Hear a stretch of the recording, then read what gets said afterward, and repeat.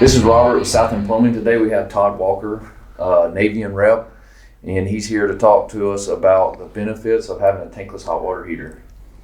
Well, thank you, Robert. We are the representatives for Navien. We cover the Carolinas, and we're here to talk about the Navien water heater today.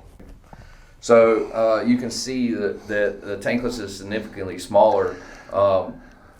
How much space is the homeowner going to regain from having a tankless instead of their typical tank hot water heater? What's great about our products is we can install our products indoor. They can be wall hung that gets it off the floor so you don't have that tank sitting there.